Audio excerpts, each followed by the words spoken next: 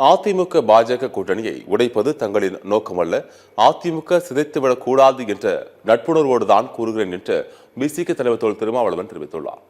சென்னை விமான நிலையத்தில் செய்தியாளருடன் பேசிய அவர், துணை குடியரசுத் தலைவர் திடீரென பதவி விலகியிருப்பது அதிர்ச்சியை ஏற்படுத்தி இருக்கிறது என்றும், இது பெரும் அரசியல் சதியா என்ற சந்தேகம் எழுந்துள்ளதாகவும் தெரிவித்தார். துணை குடியரசுத் தலைவர் பதவி விலகல் குறித்த உச்சநீதிமன்ற நீதிபதி தலைமைகள் விசாரிக்க வேண்டும் என்றும் திருமாவளவன் வலியுறுத்தினார். மேலும் திமுக கூட்டணியில் இருப்பதால் தான் அதிமுக பாஜகவை விமர்சிப்பதாக அவர்கள் கூறுகின்றனர் என்றும், திமுக கூட்டணியில் இருந்தாலும் இல்லாவிட்டாலும் பாஜகவின் கொள்கைகளை விடுதலை சிறுத்தைகள் கட்சி ஏற்காது எனவும் தொல் திருமாவளவன் தெரிவித்தார்.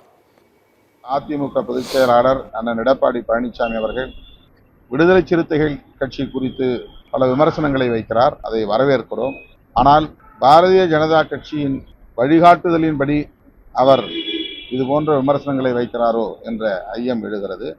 அதிமுகவை பலவீனப்படுத்தி இரண்டாவது பெரிய கட்சியாக தமிழ்நாட்டில் வந்துவிட வேண்டும் என்கிற பதைப்பு தான் பாஜகவுக்கு மேலோங்கி இருக்கிறது. இதைத்தான் விடுதலை சிறுத்தைகள் கட்சி சுட்டிக்காட்டுகிறோம்.